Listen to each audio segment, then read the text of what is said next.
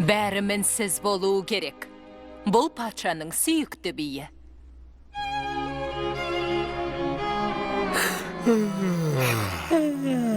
Шошық мәртебелім, баяу әрі әсем қимылдаңыз.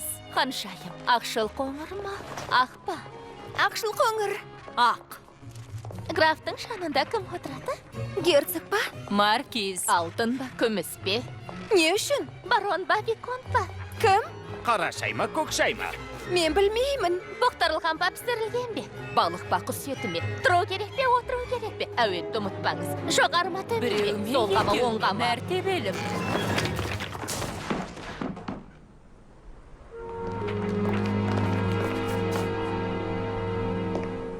Мәртебелім, неғып отырсыз? Бүйді түрегеп жүріп билеу керек.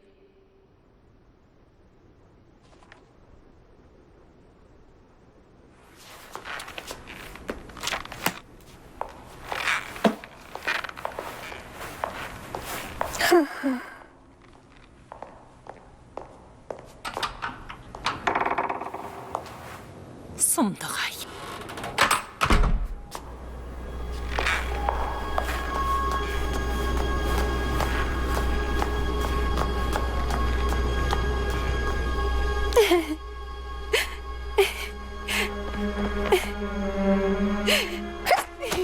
Байқыз күлше қыз өтінемін сұламашы.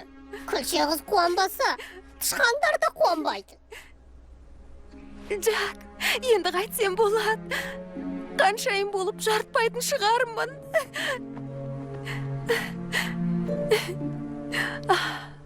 Мұны неге үйрен алмаймын? Мұна түріме қараңдаршы. Күлше қызға ұқсамай қалды. Оның рас. Бір нәрсені өзгерту керек. Тәттіге қара өрік болмасын. Дұрыс айтасың, Газ. Әрі сарайдың перделерін неге ашпайды? Әлгі биді айтсаңшы.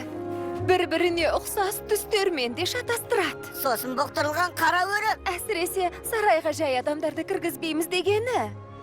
Ханзадаға үйленгенде қызметші қыз едім. Ол мені дәл сол қалпымда ұнатқан. Кім болуым керектігі және қалай киінуім керектігі жөнінде басқалардың әміріне бағынуға мәжбүрмін. Шашым да, міне. Бұл қолымнан келеді. Тек берілмесем болғаны. Ол не істемекші, Жак? Газ, бұл сауық кешін өз қалауымдай өткізем. Бұдан бұлай өзім білем не істесем де. Қақпаны ашыңыз. Қалыптасқан тәртіптерді өзгертсем деймін. Солай жаралды мына ескі әлем. Өшініп білгенді ешкім жеңіп көрмеген. Рахмет. Ханшайым, патша мұны мақұл көрмейді.